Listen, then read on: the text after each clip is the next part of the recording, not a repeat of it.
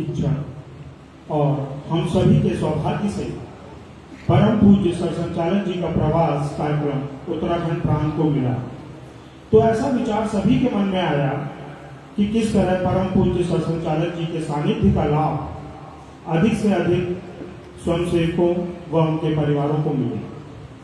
हम ऐसा मानते हैं कि हिंदू सनातन संस्कृति का चिर पुरातन होते हुए भी नित्य नूतन स्वरूप का एक मुख्य कारण हिंदू परिवार व्यवस्था है।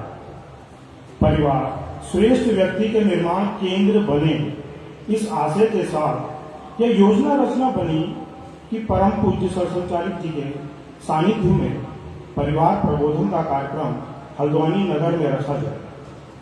तो हल्द्वानी नगर के स्वयंसेवक परिवारों की सूची बनाई गई। इसके निमित्त गठनायक बनाए गए।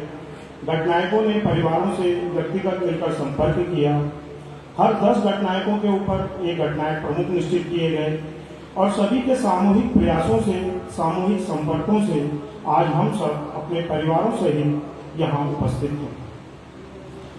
हल्द्वानी जिले के जिला परिवार प्रबोधन प्रमुख श्रीमान खेम सिंह बिष्ट जी से आग्रह करता हूँ कि वह मंचस्थ अधिकारियों का परिचय करवाएं।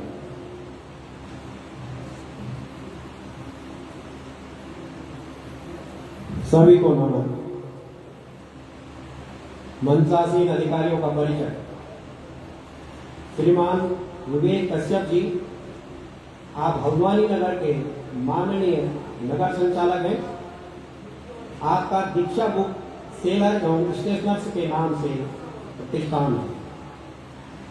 डॉक्टर नीलांबर भट्ट जी, आप हल्द्वानी जिले के माननीय जिला संचालक हैं। आप हल्द्वानी के प्रसिद्ध चिकित्सक हैं। आपका अपना क्लिनिक है। आपका निवास हल्द्वानी। डॉक्टर राम उजागर जी, आप नैनीताल विभाग के माननीय विभाग संचालक हैं।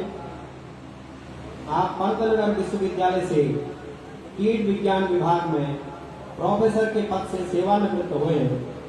आपका निवास रुद्रपुर। डॉक्टर राकेश भट्ट जी, आप उत्तराखंड प्रांत के माननीय प्रांत संचालक हैं। आप हेमवती नंदन बहुगुणा विश्वविद्यालय में प्राध्यापक हैं तथा इतिहास एवं पुरातत्व विभाग के विभागाध्यक्ष हैं। आपका निवास श्रीनगर गढ़वाल में। श्रीमान सूर्य प्रकाश टोंक जी, माननीय क्षेत्र संचालक पश्चिमी उत्तर प्रदेश क्षेत्र, जिसमें ब्रज, मेरठ और उत्तराखंड प्रांत सम्मिलित हैं। आप मेरठ के प्रसिद्ध उद्योगपति हैं और जिनका पाठ्य आज उनको प्राप्त होने वाला है। माननीय डॉक्टर मोहन राव भागवत जी, परम पूजनीय सर संघचालक राष्ट्रीय स्वयंसेवक संघ। आप मूलतः चंद्रपुर महाराष्ट्र के रहने वाले हैं। विद्यालय शिक्षा पूर्ण करने के बाद आपने नागपुर में पशु चिकित्सक VVSC की शिक्षा पूर्ण की। MBSc अकोला महाराष्ट्र से पूर्ण की। 1974 में आप संघ के प्रचारक बने। संघ में विभिन्न दायित्वों का निर्वहन करते हुए सन 2000 से 2009 तक माननीय सर कार्यवाह रहे। मार्च 2009 से पूजनीय सर संचालक जी के नाते हम सबका मार्गदर्शन कर रहे हैं। एकल गीत के पश्चात आपसे निवेदन है कि हम सभी को पाते प्रदान करने की कृपा करें।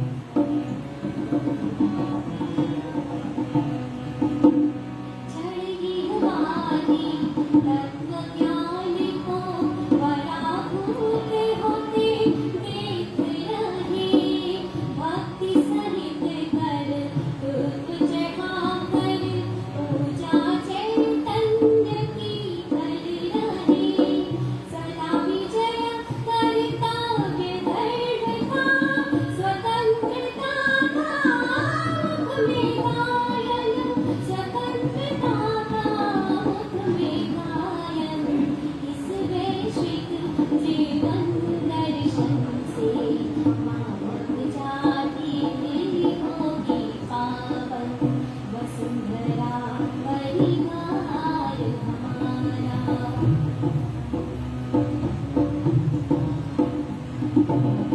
व्यक्ति व्यक्ति सब विलीन होकर समाज जीवन नित कुसुमित हो। सर्व समर्पण के कल्प तरु तब हर फूलों से शोभित हो। कार्यवाही सब जोड़ बनाए भविष्य अपना दिव्य चिरंतन। भविष्य अपना दिव्य चिरंतन। इस वैश्विक जीवन दर्शन से मानव जाति होगी पावन। वसुंधरा परिवार हमारा।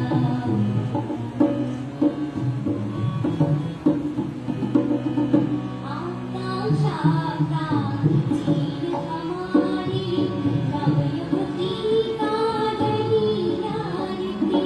त्रिकाल विजयी संकल्पों की तब पुरुषार्थ करेगा पूर्ति। अखिल विश्व में सुख शांति हो। जनमानस का यह संकीर्तन। जनमानस का यह संकीर्तन। इस वैश्विक जीवन दर्शन से मानव जाति होगी पावन। वसुंधरा परिवार हमारा।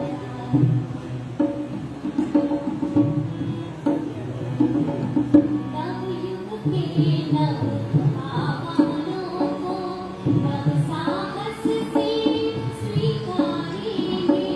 भूतकाल पर विजय प्राप्त कर तब विक्रम ध्वज लहराएंगे। विश्व धर्म का अमृत देंगे। आठ जगत का यह संजीवन। आठ जगत का यह संजीवन। इस वैश्विक जीवन दर्शन से मानव जाति होगी पावन। वसुंधरा परिवार हमारा। हिंदू का यह विशाल चिंतन। इस वैश्विक जीवन दर्शन से मानव जाति होगी पावन। वसुंधरा परिवार हमारा। वसुंधरा परिवार हमारा। वसुंधरा परिवार हमारा।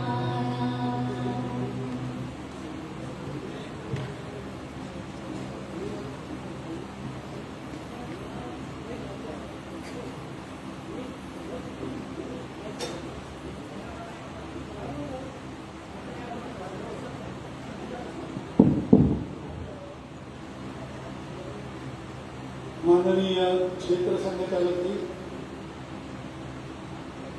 माननीय प्रांत संघचालक जी, विभाग संघचालक जी, जिला संघचालक जी, महानगर संघचालक, उपस्थित सभी अधिकारीगण एवं हल्द्वानी परिसर के सभी आत्मीय स्वयंसेवक बंधु तथा उनके आत्मीय परिवार। हम सब संघ के स्वयं सेवक और उनके परिवार है। तो हम ये जानते हैं कि अपने देश के संपूर्ण समाज को, हिंदू समाज को संगठित करने के लिए संघ का काम चलता है।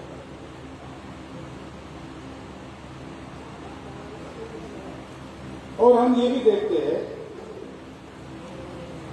कि संघ के कार्यक्रमों में सब पुरुष ही रहते।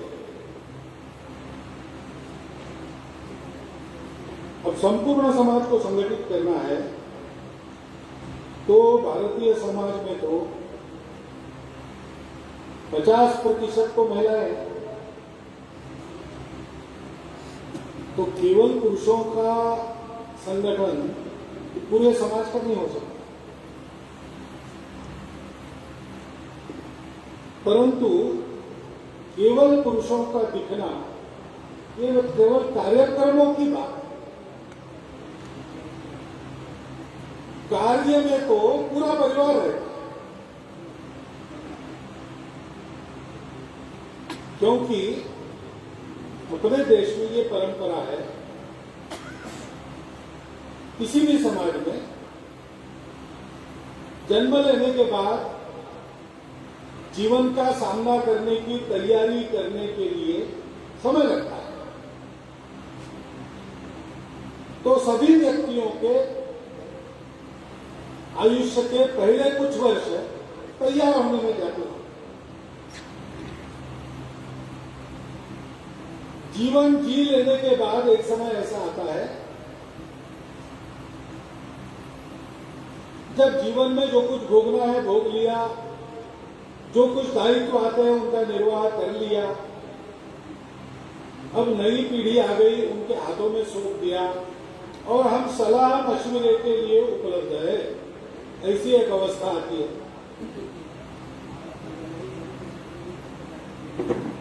और इसके बाद की भी एक अवस्था की कल्पना अपने आप करें कि अब जीवन का सारा अनुभव ले लिया, अब ये जो लौकिक जीवन है उससे निवृत्त होना और केवल साधना में भगवान में ही मन लगे।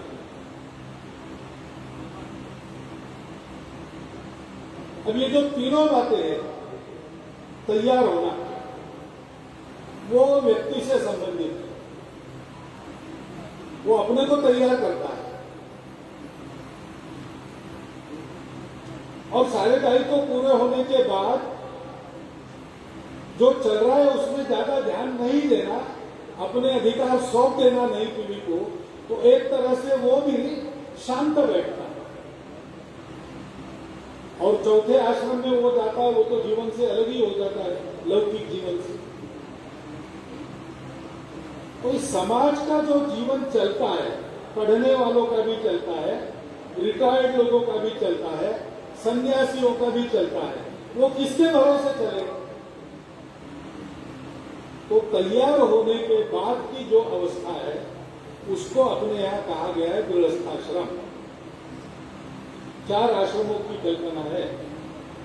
जन्म लेने के बाद मनुष्य बनकर जीवन का सामना कर सके इतना तैयार होना। 100 वर्ष के आयुष्य की कल्पना है तो 25 वर्ष इसमें जाते हैं, उसको कहते हैं ब्रह्मचर्य आश्रम। उस समय जीवन के सुखोपभोग वगैरह की ज्यादा इच्छा नहीं करना, व्रतस्थ जीवन तैयार होने के लिए। जैसे परीक्षा में पढ़ाई वगैरह करके पास होना है तो उतने समय तक जिसको पास होना है वो लगा रहता है पढ़ाई में, वो सिनेमा टीवी वगैरह देखता नहीं, सारा समय पढ़ाई में। वैसे 25 साल हमको तैयार होना है तो सारा परिश्रम तैयार होने के लिए, विद्या अर्जन करने के लिए, सामर्थ्य अर्जन करने के लिए, योग्य बनने के लिए, उससे भटकाने वाले सुखोपभोगों की इच्छा उस समय नहीं है। बाद में जो दूसरा है वो गृहस्थाश्रम है। विवाह वगैरह करके घर गृहस्थी परिवार बसाना, और इस परिवार पर दायित्व रहता है, गृहस्थाश्रम पर दायित्व रहता है कि बाकी 3 अवस्थाओं में जो लोग हैं उनकी संभाल करे, उनका पोषण करे। गृहस्थ आश्रम सभी आश्रमों का आधार है।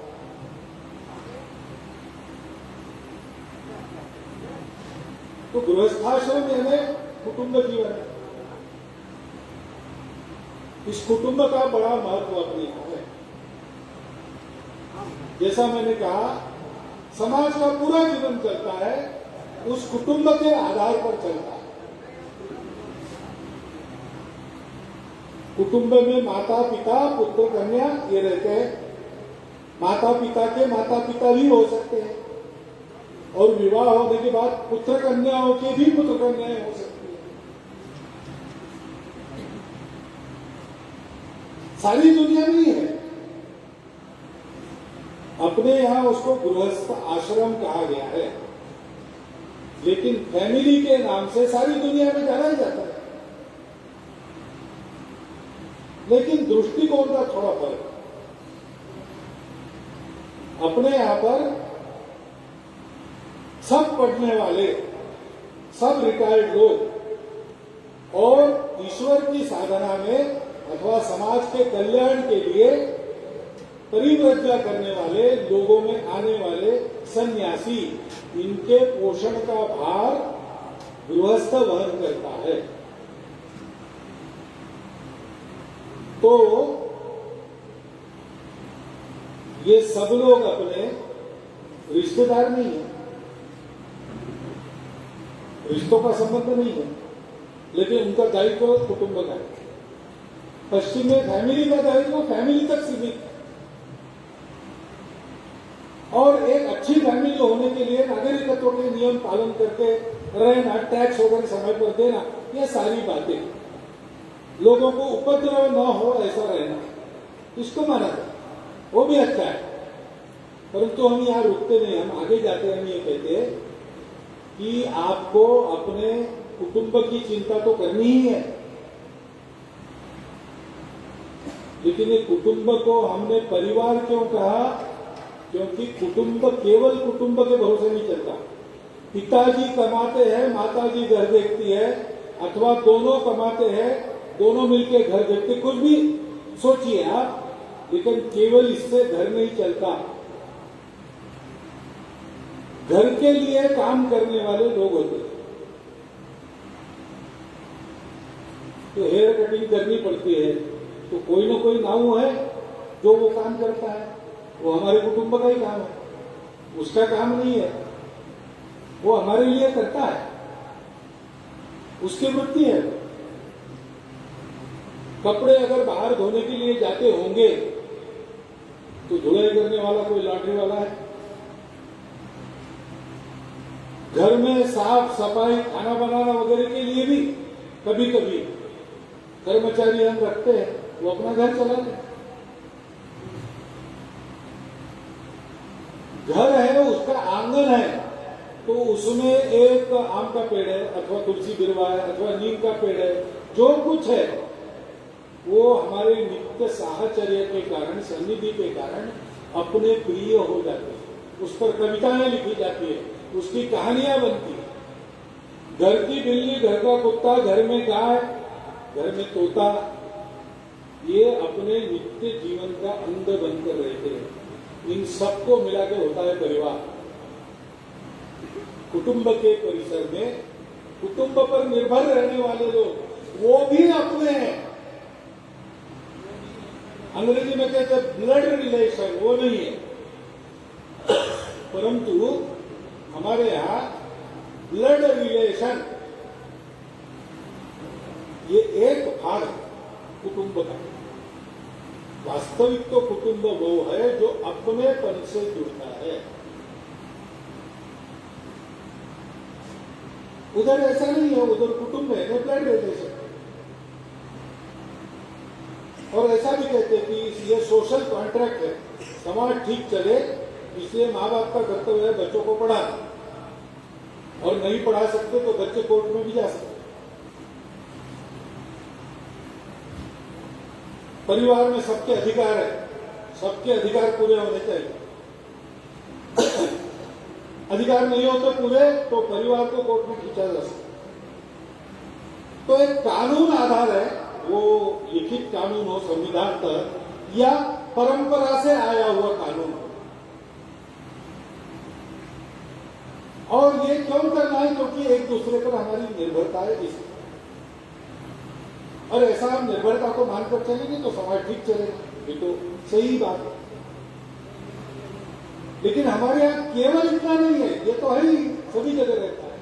हमारे यहाँ कहा गया है कि हमारा अपनापन है, हमारा नाता है, हमारा संबंध है, हम जुड़े। और इसलिए कानून हो न हो, नियम हो न हो, परिवार का कोई लिखित संविधान नहीं होता। संबंधों के आधार पर व्यवहार होता है। लोग अधिकारों की बात बाद में करते हैं, पहले कर्तव्य की बात हो, एक दूसरे के प्रति अपने कर्तव्य को आत्मीयता पूर्वक प्रामाणिकता से निस्वार्थ बुद्धि से निभाना। छोटा भाई कहता है माता जी को कि वो बड़े भाई को ऐसा ऐसा दिया, आपने मुझे नहीं दिया। तो माता जी समझा कि वो बड़ा है ना, उसको बड़ा काम करना है, इसलिए उसको दिया है। तुम बड़े हो जाओ, तुमको भी मिले। अधिकार की बात नहीं हो, योग्यता की बात हो, दायित्व की बात हो। और यहां तक नहीं होता, इस परिवार पर पूरे समाज की जिम्मेदारी। ऐसा इसलिए है कि हमारी परंपरा में आज भी, आज तो वो बड़े बड़े कुटुंब रहे नहीं, धीरे धीरे न्यूक्लियर फैमिली की ओर ही हम बढ़ रहे हैं। जैसे एक न्यूक्लियस में प्रोटॉन और न्यूट्रॉन और उसके चारों ओर इलेक्ट्रॉन रहते हैं, उससे पदार्थ अपने आप बन जाते हैं आगे चल के। वैसे माता पिता पुत्र कन्या है तो बाकी समाज बनते जाएगा अपने आप। तो न्यूक्लियर फैमिली, ऐसा होने के बाद भी हमारे यहाँ ये जो परिवार है या कुटुंब है, वो हमारी सामाजिक इकाई है। समाज में एक दूसरे के साथ कैसे व्यवहार करना, इसका प्रशिक्षण कुटुंब व्यवस्था में होता है। छोटा बच्चा जन्म लेता है तो उसको संबंध मालूम नहीं रहता, उसको केवल भूख लगती है तो रोता है, दुखता है तो रोता है। 2-3 दिन में उसको ध्यान में आता है कि बार बार मैं जब रोता हूं, कुछ दुखता है या भूख लगती है, तो मेरी इच्छा को पूर्ण करने वाली एक माता जी है, वो मेरी अपनी है। पहले उसको माता का परिचय होता है, फिर उसको लगता है दुनिया में मैं अकेला नहीं हूं, माता जी भी है। तो भूख लगी है तो भी रो रहा है, माता जी ने लिया तो कुछ समय के लिए क्यों न हो शांत हो जाता है। फिर जब रोता है तो भूख लगी है बताने के लिए रोता है, भूख के मारे नहीं रोता, उसको विश्वास है भूख पूरी होगी, माता जी आ गई। बाद में पिताजी का परिचय होता है, बाद में और रिश्तेदार सारे पता चलते। जैसे जैसे बड़ा होता है, 5 साल तक तो पूरी स्वतंत्रता रहती है, किसी को कुछ भी बोलता है, कहीं भी जाता है, कहीं भी दौड़ता है, सुनता है नहीं सुनता है। लेकिन डांट डपट नहीं होती, लाड़ प्यार होता है, क्योंकि डांट डपट की उम्र नहीं है, अभी उसको बुद्धि नहीं आई, तो अभी उसका प्रशिक्षण चल रहा है। 5 साल के बाद फिर नियम वगैरह धीरे धीरे हम सिखाते हैं और कुछ छोटे मोटे काम भी उठाने को कहते हैं। तो अपनों के लिए परिश्रम करना धीरे धीरे वो सीखता है और उसको ये भी पता चलता है कि अपने केवल अपने रिश्तेदार नहीं है।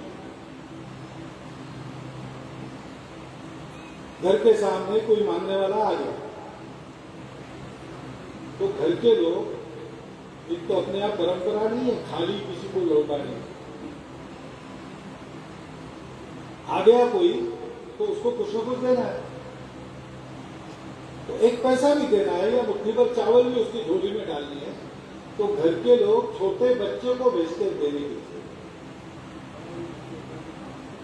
कहीं कोई लिखा नहीं है, किसी ग्रंथ में इसका उल्लेख नहीं है, स्मृति ग्रंथों में इसके कानून नहीं है, किसी धर्म ग्रंथ में ये उपदेश नहीं है, लेकिन संपूर्ण देश में उत्तर दक्षिण पूर्व पश्चिम भारत के अंदर ये सब मिलता है।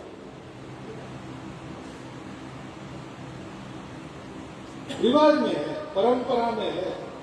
छोटे बच्चों को ये मालूम होता है कि अपने घर में जो भरा पड़ा है वो केवल मैं और मेरे रिश्तेदार, मेरा कुटुंब इसलिए केवल नहीं है, जरूरतमंद समाज का कोई अपरिचित व्यक्ति आता है मांगने के लिए तो इसी में से उसको भी देना है। ये सारा जो मेरा है वो मेरा नहीं है। ईशावास्यमिदं सर्वम यत्किंचन जगत्याम जगत तेन त्यक्तेन भुंजीता मागृध स्पष्ट सिद्धना। उपनिषद है, बड़ा तत्वज्ञान है। इसको समझने के लिए लोग पीएचडी वगैरह करते हैं, लोगों को पढ़ाते हैं, लेकिन हमारे यहाँ सहज व्यवहार है। कैसे उतारा है? वो बच्चा देखता है कि अपने घर का माल हम दूसरों को दे रहे हैं। मैं घर में ठीक ठाक रहूं इसलिए पिताजी फटी बनियान पहन के रहते, नई बनियान खरीदते नहीं, क्योंकि आने वाली दीपावली में मेरा नया कुर्ता सिलाया जाए। ये वो अनुभव करता है और उसको तेन चकतेन भुंजी था यानी क्या, इसका अर्थ ध्यान में आएगा। ये धन तुम्हारा नहीं है, ये सारा का सारा भगवान का है, उसने बनाया, उसका है, उसी के भोग के लिए। वो भगवान समाज रूप में हमारे सामने है, वो भगवान अपने परिवारजनों के रूप में हमारे सामने है। नर की सेवा करो, नर को भोग चढ़ाओ, उसको भोग चढ़ जाए, और ऐसा भोग चढ़ाने के बाद जो बचता है वो तुम्हारे लिए है। अपने पुराने आचरण में पंचयज्ञ का व्यवहार करता है। घर में भोजन होने के बाद गाय को खिलाया जाता था, कीट मूंगी चीटी वगैरह इनके लिए डाला जाता था, कुत्ते को खिलाया जाता था, कौवे को खिलाया जाता था। फिर गृहस्थ गांव में घूम के आता था, पूछता था अपने गांव में कोई भूखा दरिद्री है क्या, या कोई बाहर से अतिथि आया हो। उस जमाने में होटल वगैरह तो थे नहीं, भोजन करना है तो ऐसा कोई है तो उसको साथ लेके घर में लेके आता था, सत्कार पूर्वक उसका भोजन कराता था, बाद में स्वयं भोजन करता था। अगर कोई नहीं है तो फिर घर में आकर भोजन करता था। तब तक गृहस्थ को भोजन की अनुमति नहीं है। तो पशु सूची की चिंता की, कीटक सूची की चिंता की, पक्षियों की चिंता की, घर की रखवाली करने वाले पालतू जानवरों की चिंता की। हमारा जीवन चलाने के लिए किसी न किसी प्रकार से ये सृष्टि ये मदद करती है, वो भी हमसे संबंध रखती है, हमारा उससे संबंध है। एक तरह से घर में हमारी एक माता है, ये सृष्टि भी हमारी माता है। पर्यावरण के साथ अपना नाता है, पर्यावरण से लेना नहीं है, पर्यावरण को जीतना नहीं है, पर्यावरण को देते रहना है। उसके भोग के बाद जो बचा रहता है वो हमारा। जो परिवार में आचरण होता था तो बच्चा धीरे धीरे सीखता था समाज प्रति अपना दृष्टिकोण कैसा होना चाहिए। मैं कमाऊं, कमाते तो थे। भारतवर्ष ईस्वी सन 1 से लेकर तो 17वीं सदी तक मुगलों ने अपनी देश की चलाई हुई लूट के पूरे होने तक दुनिया में आर्थिक दृष्टि से सबसे संपन्न देश था, इसलिए तो सोने की चिड़िया कहलाता था। तो हमारे देश में लोग कमाते थे। मार्को पोलो, फाहियान ऐसे आए हैं, उन्होंने लिख के रखा है। India as they saw, Shrimati Sandhya Jain की लिखा किताब है, उसमें उसका अधिकृत वर्णन है, उन्होंने क्या क्या लिख के रखा है। वो लिखते हैं कि यहाँ दरिद्रता है ही नहीं, कोई दरिद्री है नहीं, कोई भिखारी नहीं है, कोई चोर भी नहीं, चोरी की जरूरत नहीं पड़ती। लोग घर खुला रख के यात्रा में चले जाते हैं, घर की कोई वस्तु गायब होती नहीं, जरूरत ही नहीं, इतनी समृद्धि है, हर व्यक्ति कमाता है। लेकिन प्रतिष्ठा कमाने की नहीं थी, प्रतिष्ठा बांटने की थी। आज भी अपने देश के धनी व्यक्तियों के नाम हमको केवल मीडिया के कारण पता है, मीडिया के कारण पता है। लेकिन मीडिया न देखने वालों को भी भामाशाह पता है। उसने अपनी संपत्ति को देश की स्वतंत्रता के लिए दान कर दिया, दान नहीं किया, अर्पण कर दिया, उसका अहंकार भी नहीं रखा। हमारे यहां ऐसे देने वाले धनपतियों की चर्चा होती है, केवल कमाने वालों की नहीं होती। अपने परिवार में अपने बड़ों का आचरण देखकर, अपने घर के रीति रिवाजों को देखकर ये सामाजिकता वो सीखता। हमको बड़े समूह के साथ रहना है, हमको पूरी मानवता के साथ रहना है, हम अलग नहीं है, हम भी उसके एक अंग हैं। प्रकृति भी हमसे अलग नहीं, हम उसके मालिक नहीं है, हम उसके अंदर हैं। ये जो सारी संपत्ति है चल अचल, प्राकृतिक और स्वकष्टार्जित, वो मेरी नहीं है, मैं उसका ट्रस्टी हूं। इसका विनियोग सबकी भलाई के लिए करना, इसके लिए मेरे पास नहीं है। उसको मैं बढ़ाता रहूं, उसका विनियोग ठीक करता रहूं, अपना भी जीवन उसके आधार पर चला। इसलिए हमारे यहां दान की कल्पना, पश्चिम में चैरिटी शब्द आने के सदियों पहले से हमारे यहां दानवीरों की कहानी है। अपने प्राणों को भी बाजी लगाकर लोग दान करते हैं। राजा रणदेव की कथा है, इतना दिया, देने को कुछ रहा नहीं। एक बार अकाल पड़ा, तो अकाल में सारी संपत्ति प्रजा के लिए लगाना, अपने लिए कुछ नहीं। तो 7 दिन में एक बार कटोरा भर सत्तू खाके राजा, रानी, राजकुमार और राजकन्या चारों जीवित थे। एक दिन 7वें दिन का सत्तू खाने के लिए चारों बैठ गए। सामने अपना कुत्ता लेके एक भिखारी आ गया। उसने कहा, महाराज मुझे कुछ नहीं मिला। तो राजा अपने हिस्से का सत्तू उसको दिया। उसने खाया। उसने कहा, महाराज बहुत दिन का भूखा है, पेट नहीं। तो रानी ने दिया, बाद में राजकुमार ने भी दिया। फिर उसने कहा, मेरा पेट भर गया, लेकिन मेरा कुत्ता भूखा है। तो राजकन्या ने अपना हिस्सा उसको दे दिया। उसने कहा, महाराज आपने खाना तो खिलाया, पानी नहीं पिलाया। तो वो 4 गिलास पानी चारों का था, 7 दिन में एक बार पीने का, वो चारों उसको उसके कुत्तों को पिला दिया। फिर जो खड़ाई है देख के राजा के आंखों में आंसू आ गए। तो वो कहता है कि महाराज क्षमा करना, मुझे बहुत भूख लगी थी, इसलिए मैंने सारा ले लिया। आपको दुख देने की मेरी इच्छा नहीं थी, आपको दुखी करके अब मैं क्या करूं, कैसे आप। राजा ने कहा, भाई दुखी मैं इसलिए नहीं हूं कि मेरा सब चला है, मैं इसलिए दुखी हूं कि तू अभी भी खड़ा है, तू कुछ चाहता है, देने के लिए मेरे पास कुछ नहीं, इसलिए मेरे आंखों में आंसू। उसी रणदेव का वो प्रसिद्ध श्लोक है, न त्वहं कामये राज्यम न स्वर्गम न पुनर्भवम, कामये दुख तप्तानाम प्राणिनाम आर्तिनाशनम। मुझे राज्य नहीं चाहिए, मुझे स्वर्ग नहीं चाहिए, मुझे मोक्ष भी नहीं चाहिए। दुख से तप्त प्राणियों की वेदना का शमन करने का काम ही मुझे चाहिए। हमारे अपने परिवार में ये शिक्षा दी जानी चाहिए।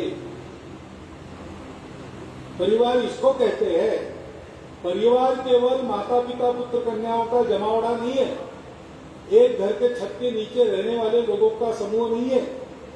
परिवार आपसी संबंधों से बंधा हुआ और उन संबंधों को संपूर्ण विश्व तक विस्तारित करते जाने वाला, मानवता के लिए काम करने वाला कार्यकर्ता समूह। देश के लिए पुत्र जन्म किया माता, धर्म के लिए युद्ध हुआ महाभारत, 5 पांडव निकले, महाभयंकर संग्राम संवार होने वाला है, उसमें जा रहे हैं 5 पुत्र। खुद की पति नहीं है, पुत्र ही उसका आलम्बन है। 5 जा रहे हैं लड़ने के लिए। कौरव पक्ष में एक से एक वीर है, भीष्म, द्रोण, कृप, कर्ण, दुर्योधन प्रतिज्ञा करके बैठे पांडवों के वध की, और पुत्र सामने खड़े उनकी आशीर्वाद देती है। कहती कि देखो, क्षत्राणी अपने पुत्रों को जिसके लिए तैयार करती है, वो प्रसंग तुम्हारे भाग्य से तुम्हारे जीवन में चलकर आया है। जाओ विजय संपादन। रोती नहीं है।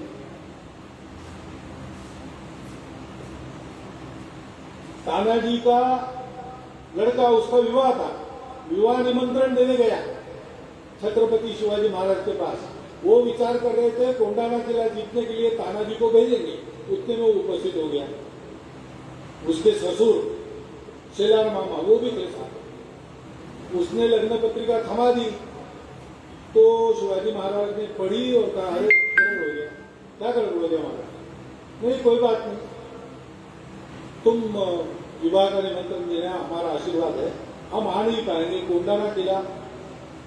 अरे महाराज हम आए, आप क्यों जाएंगे? नहीं हम तो तुम्हारा ही सोच रहे थे, लेकिन हमारे पुत्र का विवाह है, वो करो। नहीं पहले कोंडाना का विवाह। अब देखो कैसा है कुटुंब में वातावरण, तानाजी वचन दे देता है। उसके बुजुर्ग, उसके ससुर है 80 साल के, वो ये नहीं कहते कि अरे भैया भावना के आवेग में क्या कर रहे हो, देशभक्ति वगैरह बड़े लोगों का काम है, तुम ये मत करो, रिस्क मत लो, वो नहीं कहते। वो स्वयं जाते तानाजी के साथ लड़ने के। तानाजी को जिसने रण में गिराया उसको वो गिराया, और रायबा भी जाने के लिए तैयार है, लेकिन उसको गांव रोकता है, तुम्हारा विवाह है तुम मत जाओ। तुम अगर वहां कुछ हो गया तुम्हारा, यहाँ एक लड़की, उसका जीवन उद्ध्वस्त हो जाए। और पूरा गांव पंचायती लेके तानाजी और उसके उस गांव के 300 साथी सबको विदाई देता है युद्ध में। कारगिल की युद्ध में राजस्थान के एक घर में अडवाणी जी गए, उस घर का बेटा शहीद हो गया। तो माता जी से बात हुई, सांत्वना वगैरह दी। निकलते समय माता जी ने कहा कि अडवाणी जी एक बात की कमी बहुत खलती है, हमारे घर के सब लोग सेना में है, ये मेरा आखिरी पुत्र था वो चला गया, अब सेना में भेजने के लिए मेरे पास और पुत्र नहीं, इसकी कमी थी। हमारा कुटुंब ये केवल आपस के स्वार्थों से बंधा नहीं है, वो संबंधों से बंधा है, और उसके संबंध मर्यादित नहीं रहते। ये संबंधों का मंडल विस्तारित होते होते राष्ट्रभक्त परिवार बनता है, मानवता का पुजारी परिवार बनता है, संपूर्ण विश्व को अपना मानकर चलने वाला चलाने वाला परिवार बनता है। ये सारा विकास, इसको हम सामाजिकता का विकास कहते हैं। सामाजिकता का कहते हैं, समाज तक मर्यादित नहीं रहती। यह विश्व ही मेरा घर है, ऐसी जिसकी मति स्थिर हो जाती है विश्व के चराचर वस्तुओं में, जो खुद को देखता है और खुद में उन वस्तुओं को देखता है, चल अचल, जीवित निर्जीव सबको। ऐसा व्यक्ति हमारे कुटुंब के संस्कारों से तैयार होने की प्रक्रिया चल पड़ती है। ये जहां होता है वो हमारा कुटुंब है, और ये कुटुंब हमारे समाज का आर्थिक घटक भी है। हमारी परंपरा में, हमारी अपनी आर्थिक व्यवस्था में, दृष्टि में परिवार, कुटुंब आर्थिक व्यवस्था चला। कुटुंबों के समूह कुल बन जाते, कुटुंबों के आपस में संबंध होते हैं तो उनका एक कुल बन जाता, और कुलों के व्यवसाय है। ये व्यवसाय, उसकी सुरक्षा कुल कर लेता है, एक व्यक्ति नहीं चला रहा है, एक मालिक नहीं है, संभालने वाले अनेक है, क्योंकि कुल के सब लोगों के, सब कुटुंबों के व्यवसाय पूरे कुल के व्यवसाय। तो कहीं किसी को कमी हो गई, पूरा कुल उसकी मदद करता है। एक तरह से सब उद्योगों के लिए ये इंश्योरेंस हो जाता है। अभी अभी आधुनिक जगत में ऐसा हुआ, तिरुपपुर नाम का स्थान है दक्षिण भारत में, हाथ करने पर उत्तम कपड़ा बुनने वाले बुनकर हजारों की संख्या में वहां, उसकी साड़ियां वगैरह, उसका व्यापार करने वाले वैश्य समाज के कुछ धनवान लोग भी वहां थे। वर्ल्ड कंपटीशन शुरू हो गई। अब दुनिया के आगे क्या टिकेगा हाथ करने वाला, पावरलूम लाए वगैरह सब करते थे। फिर क्या हुआ, वहां के सारे जो धनिक लोग थे, 2-3 बैंकें थी, ये सब इकट्ठा है, उन्होंने कहा कि हमारे यहाँ उनके व्यवसाय चलेंगे तो लोगों का आना जाना रौनक रहेगी, हमारा भी व्यापार चलेगा। हमारा केवल कपड़ों का व्यापार नहीं है, परचून की दुकान भी लोग है तब चलती है, आबादी बनी रहनी चाहिए, बढ़ती रहनी चाहिए, तो इनका व्यवसाय चलना चाहिए। इसलिए उन्होंने उनको बताया कि आप कर्जा लेके अपना अपना व्यवसाय बड़ा करो, तकनीकी लाओ, सब कुछ करो। तो उन्होंने तय किया हम अपने व्यवसाय में एक्सलेंस लाएंगे, और इन्होंने तय किया कि इनको हम मदद करेंगे। कब आप वापस करोगे अगर ज्यादा हम रिस्ट्रिक्शन नहीं रखें। उन्होंने विचार किया कि हमको पैसा लगेगा, पैसा देने वाले ये है, पैसा लेके ऐसा वापस करेंगे कि इनको पैसा देना बंद नहीं करना पड़ेगा। और आज तिरुपपुर का टेक्सटाइल व्यवसाय सारी दुनिया को यशस्वी टक्कर दे रहा है। इस आत्मीयता के संबंधों का परिणाम यह है कि वहां नौकरी करने के लिए व्यक्ति जाता है। 40 देशों के लोग जाते हैं, अपने देश के सब प्रांतों के लोग जाते हैं, नौकरी करने के लिए जाता है, मालिक बन के लौटता है। और समाज का बल इतना बड़ा है कि अगर वहां की महानगर पालिका या सरकार कुछ जनहित के काम नहीं कर पाती तो उसकी राह देके बिना ये लोग कहते हैं कि आप नहीं कर सकते, आप केवल परमिशन दो, रोड बना डालते, ब्रिज बना डालते, समाज अपने भरोसे करेगा। ऐसा ही कुछ चित्र आज सूरत शहर में भी देखने को मिलता है और भी जगह हो, क्योंकि ये परिवार भावना हमारे इकोनॉमिक यूनिट का आधार है। कुटुंब हमारा इकोनॉमिक यूनिट है। कुटुंब हमारे संस्कार की पाठशाला है। वहां जो आत्मीयता का संबंध बनता है उसके कारण आयु के 3 साल तक छोटे बच्चे की प्रवृत्ति बनती है। शिक्षा शास्त्र कहते हैं जीवन में वो दिशा कौन सी पकड़ेगा, आयु का 3 साल होते तक उसकी परवरिश कैसे होती उस पर वो निर्भर है, वो बन जाता है। सत्प्रवृत्त बनेगा फिर दुष्प्रवृत्त बनेगा। और इन 3 साल में वो अपने माता पिता परिवार को ही साथ रहता है और किसी के साथ नहीं। वही उसके प्रिय होते हैं, वही उसके भगवान होते हैं, वही उसके जीने का सहारा होता है। वो जो जैसी प्रवृत्ति उसकी बनाएंगे वैसा वो बनेगा।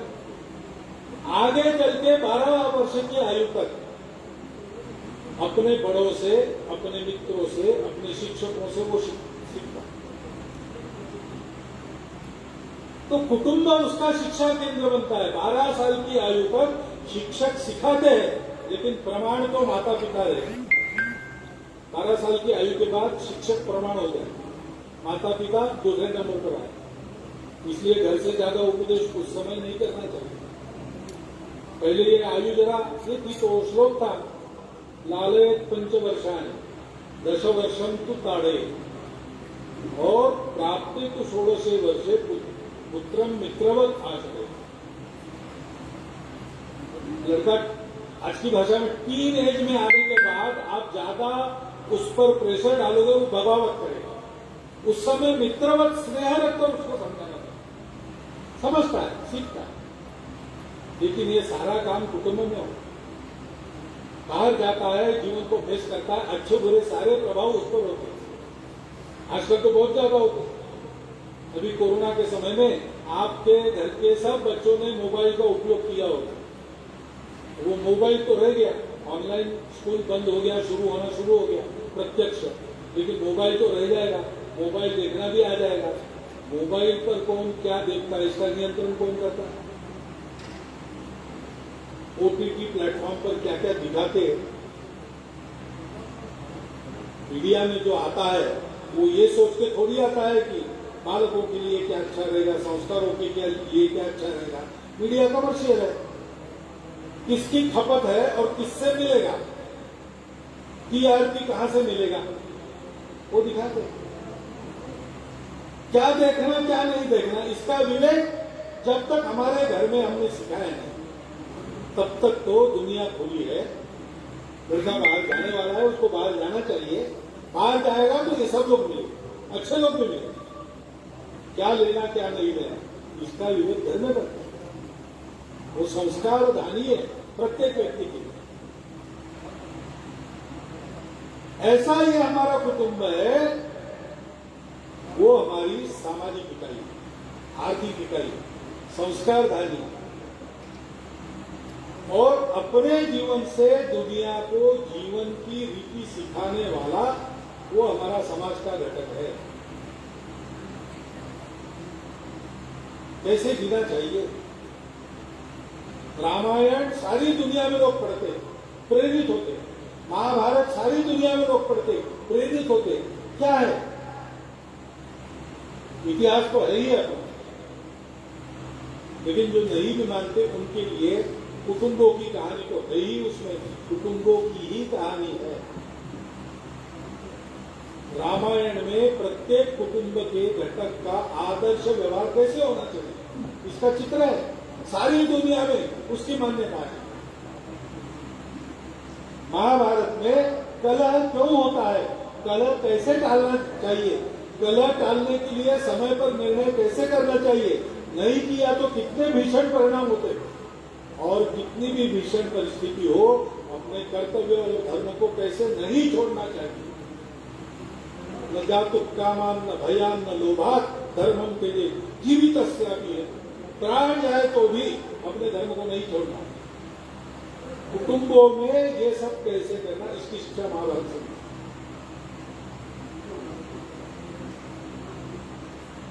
हमारा कुटुंब इसलिए सारी दुनिया के सामने राम का, धर्म का, कृष्ण का, भीम का अनुकरण करके उदाहरण स्वरूप कुटुंब बनता है। आज के तारीख में भारतीय कुटुंबों का अध्ययन पाश्चिमात्य देश कर रहे हैं। यूनाइटेड किंगडम में हिंदू स्वयंसेवक संघ चलता है, उसके संक्रांति उत्सव में तत्कालीन प्रधानमंत्री मार्गारेट थैचर आई। उसने अपने वक्तव्य में उत्सव में ये कहा कि आप भारतीय लोग, आपके कुटुंब की देन हमको बहुत आवश्यक है, हम उसका अध्ययन कर रहे हैं।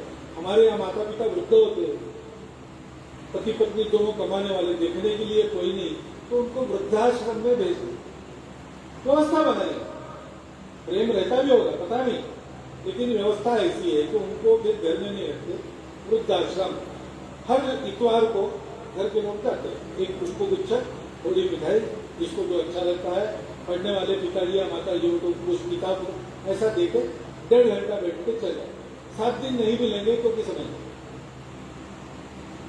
मार्गारेट थैचर ने कहा कि आपके यहाँ माता पिता को घर में रखते हैं, बीमार है, खटिया पर ही है, वही सब करना पड़ता है, तो आप उनकी सेवा करते हो।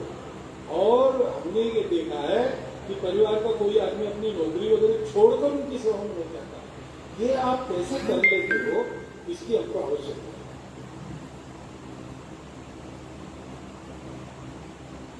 ये हमारा कुटुंब है, ये भारतीय कुटुंब है, उसका एक कर्तव्य अपने आप को ठीक चलाना है, और ऐसे अनेक कर्तव्यों को पार करते करते एक अंतिम कर्तव्य ये है उसका कि संपूर्ण दुनिया के सामने कुटुंब कैसा होना चाहिए इसका उदाहरण प्रस्तुत कर।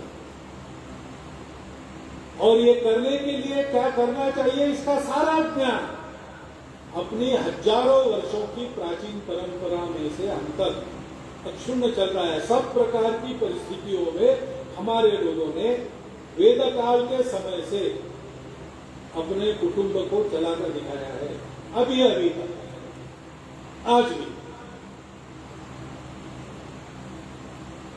और इसलिए हमको विचार करना चाहिए।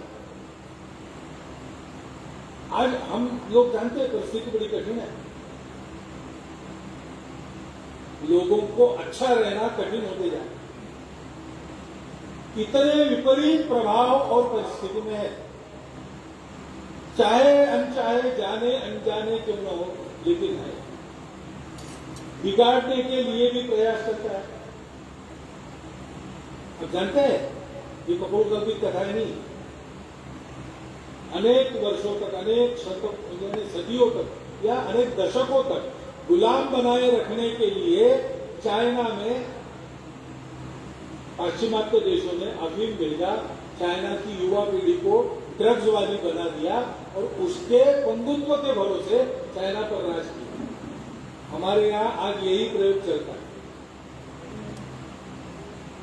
भारत में जो ड्रग्स आते हैं उसके पीछे कौन है, इसको देखेंगे जरा, पकड़े गए, उनकी जानकारी क्या मिली, मीडिया में पढ़ेंगे जरा तो आपको पता चलेगा ये कहां से आता है और क्यों आता है, और उससे जो लाभ होता है उसका पैसा कहां जाए। लेकिन है वो प्रभाव परिस्थिति। समाज के वातावरण में अच्छी बातें सीखे, ऐसी बातें कम रह गई है। गाली गलौज सीख सकता है, छोटे छोटे मतों में जो भेद होता है उसको चौड़ा करके अलगाव फैलाने वाली गतिविधियां वो बहुत मिलती है, जोड़ने वाले करने को। आचरण के मर्यादा के बगैर जीवन ठीक होता नहीं, उसको अनुशासन चाहिए। लोहे के कण जब अनुशासन की रचना में आ जाते तब उसमें चुंबकीय शक्ति आ जाती है। निर्जीव से लेकर सजीव तक ये सत्य सनातन सत्य है, लेकिन आचरण की स्वैरता का पुरस्कार करने वाला व्यापार सर्वत्र चलता है और विचार के अभिव्यक्ति के स्वातंत्र के नाम पर उस स्वैरता का समर्थन भी होता है। ऐसी स्थिति में हम अपने आप को ठीक कैसे रखें? तो एक शस्त्र है जो हमारे हाथ में है। हम अपने कुटुंबों में ये बात उत्पन्न करें, हमारा कुटुंब भारतीय परंपरा के अनुसार अच्छा कुटुंब है, वो अपने परिवार की चिंता करने वाला कुटुंब है, वो अपने समाज की, मानवता की और जब प्रसंग आएगा विश्व की चिंता करने वाला राष्ट्र समर्पित कुटुंब हो। क्योंकि भारत राष्ट्र से समर्पित हो जाना इसका मतलब है विश्व की एकात्मता और शांति को समर्पित हो जाना। भारत उसी के लिए धर्म देता है सारी दुनिया। इस कुटुंब में उस धर्म का आचरण प्रत्येक व्यक्ति करे। धर्म यानी पूजा पाठी नहीं, केवल पूजा पाठी उसका एक अंग है। धर्म में अनेक पूजाएं हो सकती है और धर्म में परस्पर विरोधी पूजाएं भी हो सकती है और धर्म वही होता है जो सब पूजाओं को अपने में समा लेता है। धर्म तो होता है सबको जोड़ने वाला, सबको ऊपर उठाने वाला, उन्नत करने वाला और सबको बिखरने न देने वाला। इसको कहते धारणा। व्याख्या उसकी अपने आई है, धारणा धर्म इत्याहु। धर्म के लिए बाहर की भाषाओं में शब्द नहीं। अंग्रेजी में रिलीजन जो कहते हैं वो पूजा है, संप्रदाय। उस रिलीजन को हम धर्म करते हैं, हमको अपनी भाषा में भूल गए तो क्या करना? इसलिए अपने परिवार में इसकी व्यवस्था करनी चाहिए। पहली बात, भाषा, भूषा, भजन, भवन, भ्रमण, भोजन, ये 6 का भाषा, भूषा, भवन, भ्रमण, भजन, भोजन अपने परिवार में अपना होना चाहिए। बाहर आप क्या करते हैं? बाहर बोलना पड़ता है, विदेशी भाषा बोलनी पड़ती है, विदेशी वेश भी करना पड़ सकता है। घर की चौखट के अंदर अपनी मातृभाषा ही बोली जाएगी। घर की चौखट के अंदर कम से कम देश में हम सबसे बात कर सके, इसलिए व्यवहार भाषा सीखी जाएगी। आज हिंदी है, हिंदी भाषिकों के घर में कोई एक अन्य प्रांत की भाषा भी सीखने का चलन बढ़े। कि स्वभाषा की भक्ति अपने यहाँ होनी चाहिए, स्वभूषा होनी चाहिए। भूषा देश काल परत में बदलती है।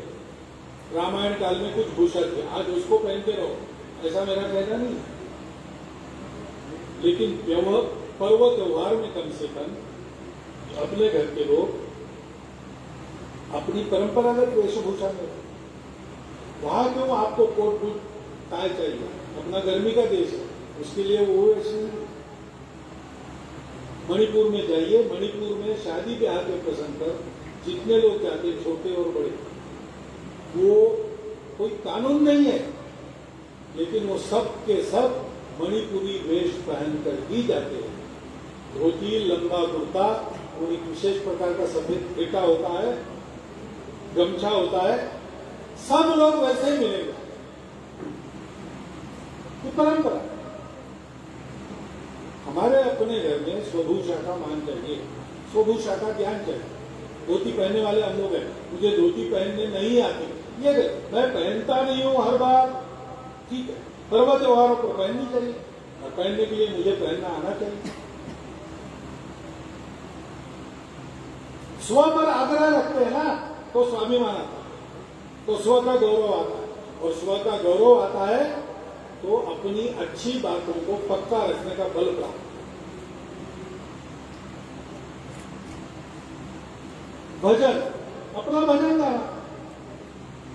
अपने घर में उपासना है परंपरा से, एक भगवान की होगी, अनेक भगवानों की होगी। जो अपनी परंपरागत उपासना है उसको क्यों छोड़ना, समझाना वो उपासना कैसी है, ये भजन कैसा है, इसके अर्थ क्या है, क्यों ऐसा करना, कैसे मतांतर हो जाता है। अपने घर के लड़के लड़कियां दूसरे मतों में कैसे चली जाती, छोटे छोटे स्वार्थों के कारण विवाह करने के लिए। करने वाले गलत है वो बात अलग है, लेकिन हमारे बच्चे हम नहीं तैयार करते। हमको इसका संस्कार अपने घर में देना पड़ेगा। अपने स्व के प्रति गौरव, अपने धर्म के, अपने पूजा के प्रति आदर, अपनी साधना का मर्म समझना, उसके लिए प्रश्न आएंगे तो उत्तर दे सकना, कंफ्यूज नहीं होना। इतना तो तैयार करना चाहिए अपने बच्चों को, और उसको तैयार करने के लिए अपने को तो सीखना पड़ेगा। भोजन अपना परंपरागत भोजन अपने यहाँ होना चाहिए। हाँ, कभी कभी पिज्जा ला लिया, कभी कभी बाहर जाके पाव भाजी खा ली, चल सकता है, लेकिन नियम नहीं बनाना इतवार के दिन होटल में ही खाएंगे। क्यों खाएंगे? कोरोना ने आपको कुछ नहीं सिखाया, तब तो बाहर का सब मना कर रहे थे। दूर जाना है तो भी बांध के ले जाते थे। ये जिह्वा की रुचि के आकर्षण के मारे अपने स्वास्थ्य को क्यों बिगाड़ना? 800 प्रकार का भारतीय भोजन है कम से कम। मैं एकदम गिनती करके नहीं बोल रहा हूं, लेकिन 800 से नीचे नहीं है ये मुझे मालूम। एक से एक रुचिकर और एक से एक न्यूट्रिशनली साउंड, आहार शास्त्र के अनुसार उत्तम ऐसे पदार्थों के प्रकार रखने हैं। एक आपके उत्तराखंड में 4-5 प्रकार है भोजन बनाने, पौष्टिक पदार्थ है, स्वादिष्ट भी है, उसकी आदत लगानी चाहिए। अपने घर में उसका आग्रह रखना चाहिए। कभी कभी कुछ कर लिया, अब थोड़ा सा खाए बना लेते हैं, बना लो एक कोई बात नहीं, द्वेष नहीं है अन्य लोगों, लेकिन अपने आबो हवा के और स्वास्थ्य के लिए अनुकूल तो अपना वही तरीका है। वो हजारों वर्षों के अपने जीवन से सिद्ध हुआ तरीका है, उसका आपको सर्वे नहीं मिलेगा, डॉक्यूमेंट नहीं मिलेगा, लेकिन हजारों वर्षों से चल रहा है। और उसके भरोसे हमारे यहाँ 100 साल जीने वाले वृद्धा आदमी मिलते।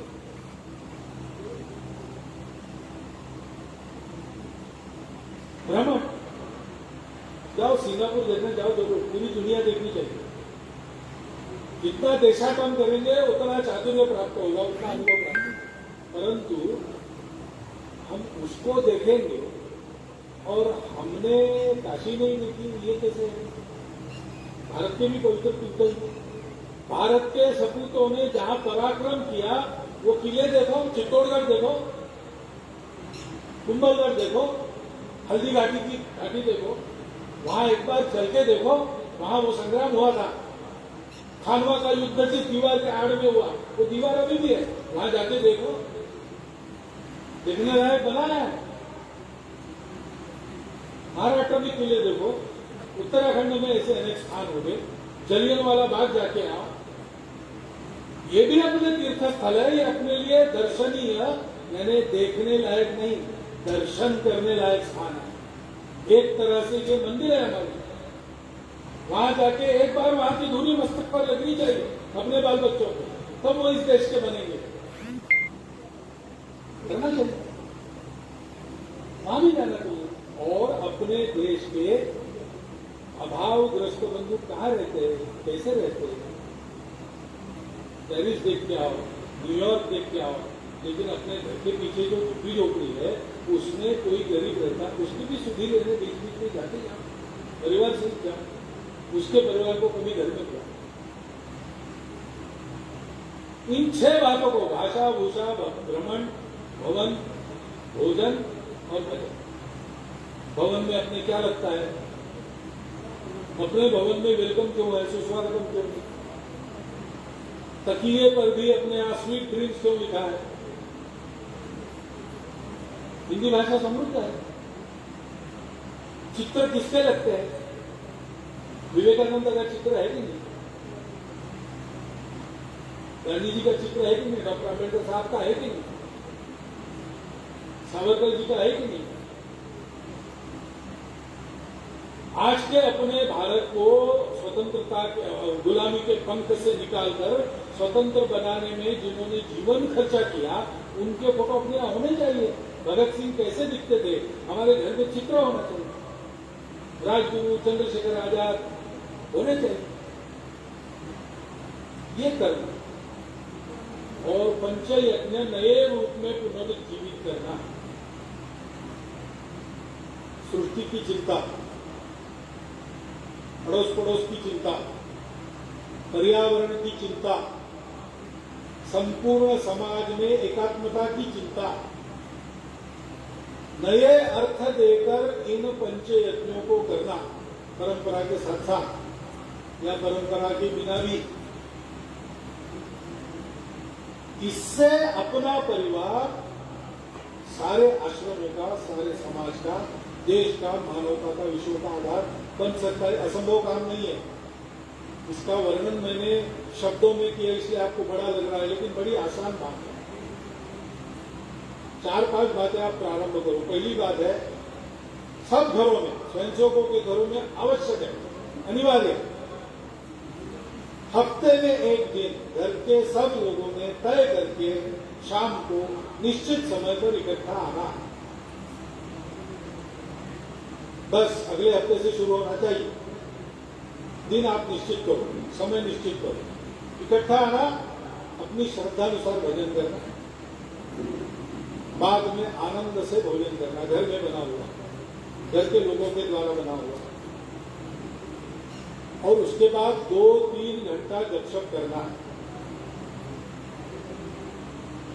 पहली बात है, अपने घर की परंपरा की जानकारी लेना। अपने पूर्वजों की क्या परंपरा है, हमारे कुल में कौन कौन होती है, किसने क्या अच्छा किया, हमारी कुल नीति क्या है, रीति रिवाज क्या है, जो समय अनुकूल है। दकियान उसी बातें छोड़ दें, उसको नहीं रिपीट कर। कभी हमारे यहाँ छुआछूत रहती थी, नहीं चाहिए, होगी परंपरा में, उसको हम नकार दें। अच्छी बातें लेना। हमारी धार्मिक परंपरा क्या है, उसमें क्या क्या कहानियां हैं, क्या क्या पर्व त्योहार है, उसके अर्थ क्या है, इसमें हमारे घर में क्या चलता है, क्या चलना चाहिए। डिक्टेट नहीं करना, निर्णय नहीं देना। नई पीढ़ी चर्चा चाहती है, प्रश्नोत्तर चाहती है, जिज्ञासा का समाधान चाहती है। उनके साथ संवाद करना जो बंद हो गया है घरों, मुक्त संवाद, अपना अपना विचार रखो, पूछो, बताओ, और सारे मंथन में से कोई एक छोटी सहमति बनती है, उसको आचरण में लाओ। और दूसरा विषय है, हम में से प्रत्येक व्यक्ति स्वयं के लिए रोज अपना समय खर्चा करता है, पैसा भी खर्चा करता है। अपने परिवार के लिए रोज कुछ न कुछ हम समय देके करते हैं, पैसा भी करता है। हम और हमारा परिवार जिसके कारण सुस्थिर है, उजड़ नहीं गए, विस्थापित नहीं हुए, फुटपाथ पर नहीं आना पड़ा, क्योंकि हमारा समाज सुरक्षित है, प्रतिष्ठित है। उस समाज के लिए रोज हम कितना खर्चा करते हैं, रोज हम उसके लिए कितना समय देते हैं, रोज हम उसके लिए कौन सा श्रम लगाते हैं, इसका कोई संकल्प हो सकता है क्या? प्रत्येक का अपना अपना अपने कुटुंब में वो करना, उसको अमल में लाना, ऐसे ये चले। और 3 बातों की चर्चा करते हैं, वो गतिविधियां संघ में कही जाती। एक है सामाजिक समरस, अपने व्यक्तिगत जीवन में, अपने कौटुंबिक जीवन में, अपने व्यावसायिक जीवन में और अपने सामाजिक जीवन में मैं किसी को जात, पंथ, प्रांत, भाषा की नजर से नहीं देखूंगा, न ही उसके आधार पर उसको दूर रखूंगा। भेद वाला व्यवहार, जिस थाली में मैं खा सकता हूं, उस थाली में वो भी खा सकता हूं, मेरा अपना है। ये संपूर्ण देश, भारत माता के सब लाल मेरे अपने हैं। उनकी जाति नहीं देखनी है, ऊंच नीच बिल्कुल नहीं देखना, छुआछूत बिल्कुल नहीं चाहिए। आदत लग गई है समाज को, नाम सुनते ही आप कौन, इसको पूछना या अनुमान लगा, ये मन से निकल जाना चाहिए, भेद नहीं रहना चाहिए। ऐसा आचरण अपने स्वयं के जीवन में, व्यक्तिगत आचरण में, कौटुंबिक आचरण में, यानी अपने कुटुंब में, अपने सामाजिक जीवन में और अपने आजीविका के स्थान पर भी धीरे धीरे एक एक चीज सुधारते ऐसा कर अपने घर के सब लोग ऐसा करें। इसकी चर्चा उस बैठक में। दूसरा, हमारे घर में पानी बचाया जाए और हमारे घर के हरियाली में वृद्धि की जाए और जहां जहां पेड़ लगाने का काम होता है वहां हमारा भी सहभाग हो, हम भी पेड़ लगाएं, घर को हरित घर करें। पर्यावरण गतिविधि कहते हैं। इसके कार्यक्रम घर में करने के क्या क्या है, आपको उस गतिविधि के कार्यकर्ता बुलाएंगे। एक आध बार उनको आपके कुटुंब की बैठक में, साप्ताहिक बैठक में बुलाइए, वो बताएंगे। और तीसरी बात है, यही जो आप कर रहे हैं, हफ्ते में एक बार बैठकर इन सारी बातों की चर्चा करना, उसको कहते हैं कुटुंब प्रबोधन। इन 3 गतिविधियों को अपने घर में लागू करना आचरण के स्तर पर, जानकारी के स्तर पर नहीं केवल। और ऐसा आचरण का स्तर अपना कुछ प्राप्त हो गया तो फिर अड़ोस पड़ोस के कुटुंबों को भी बुलाना, इस चर्चा में उनको बिठाना, हम क्या करते हैं दिखाना, हमारा अनुकरण वो करे, ऐसे संबंध उनके साथ रखें। ऐसा करते हैं तो अपना कुटुंब सुरक्षित, प्रतिष्ठित, सद्गुणी, समाज का आधार बनने वाला गृहस्थाश्रमी कुटुंब बनेगा। और हमारे कुटुंब के कारण धीरे धीरे सारा समाज ऐसा बनेगा। जिस दिन समाज ऐसा बनेगा, सोया राष्ट्र जाएगा। और जिस दिन सोया राष्ट्र जगेगा, सारी दुनिया अच्छी हो जाएगी। दिसी दिसी फैला तमस हटेगा। भारत विश्वगुरु बनेगा। विश्वगुरु बनने के अनेक अन्य काम चलते हैं, वो तभी सहभागी होंगे जब इसके साथ समाज अपनी शैली बदलेगा। और समाज एकदम शैली नहीं बदलता। समाज की इकाई कुटुंब है। वो कुटुंब खड़े होने पड़ते जो इस शैली में आज के जमाने में जीकर दिखाते हैं। ये आह्वान सब स्वयं सेवकों, उनके परिवारों के सामने है।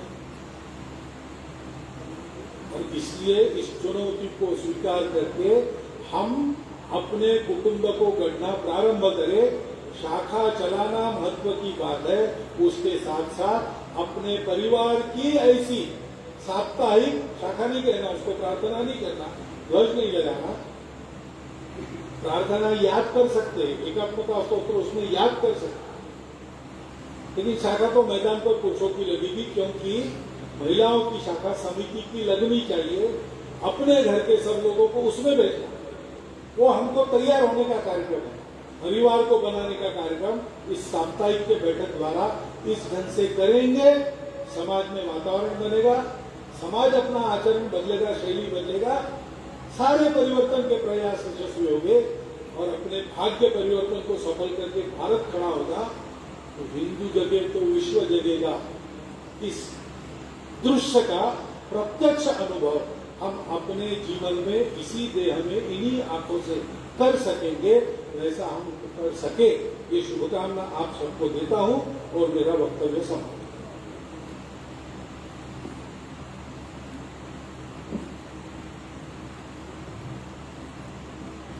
राहुल जी कल्याण मंत्र के लिए आएंगे। कल्याण मंत्र के पश्चात परम पूज्य सरसंचालक जी के मंच पर से अपना स्थान छोड़ने के उपरांत ही हम अपना स्थान छोड़ेंगे।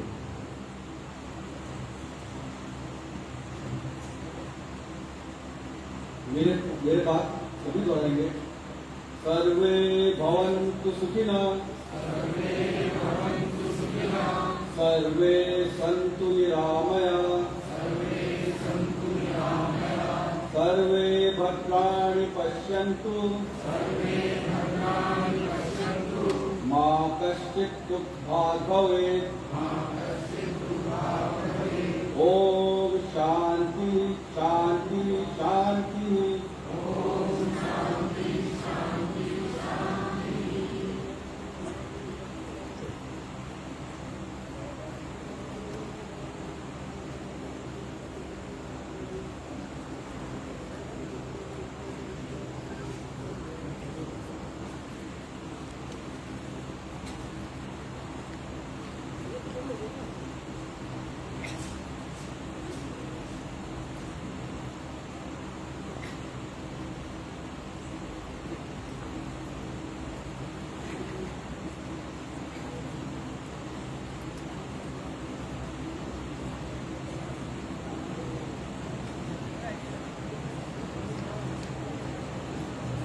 सभी